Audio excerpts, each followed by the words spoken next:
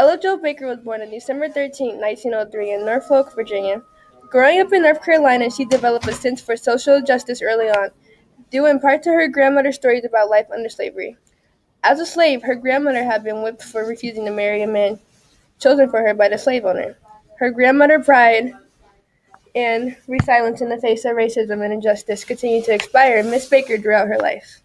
Baker was reared in Littleton, North Carolina in 1908. She began attending the high school academy at Shaw University in North Carolina.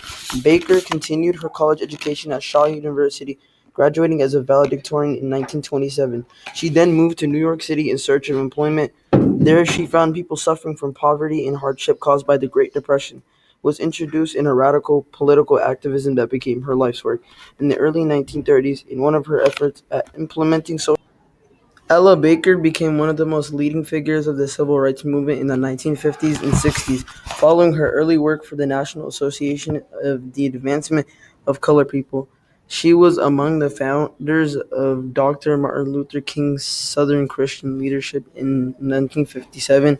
3 years later, she helped the Student Nonviolent Coordinating Committee after decades of activism. She then moved to New York City in search of employment.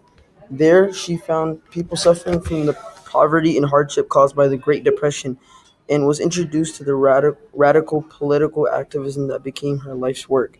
In the early 1930s, in one of her first efforts of implementing social improvement, she helped organize the Young Negroes Cooperative League. The Young Negroes Cooperative League, which was created to form cooperative groups that would pool community resources and thus provide less expensive goods and services to members.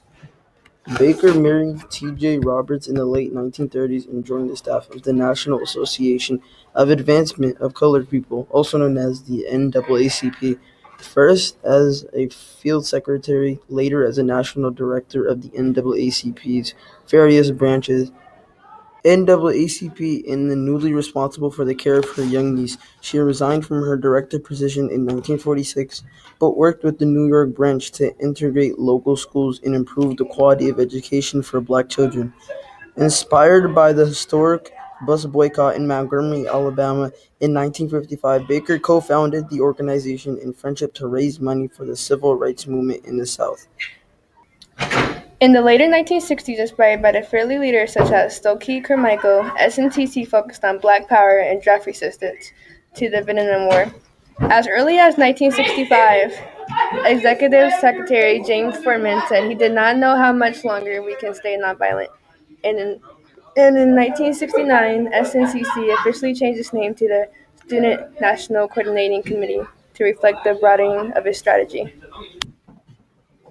The Student Nonviolent Coordinating Committee (SNCC) was one of the major American civil rights movements organizations of the 1960s. It emerged from the first wave of student sit-ins and formed at a May 1960 meeting organized by Ella Baker at Shaw University. After it evolved in the Voter Education Project, SNCC grew into a large organization with many supporters in North who helped raise funds to support its work in the South. Baker also supported the Puerto Rican independence movement and spoke out against apartheid in South Africa.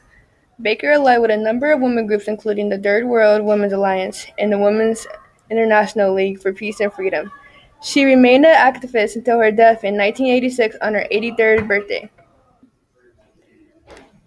Ella Jo Baker will always be known as a hero of racial and economic justice. We believe the best way to honor Miss Baker's legacy is to inspire people to imagine new possibilities, lead with solutions, and engage communities to drive positive change.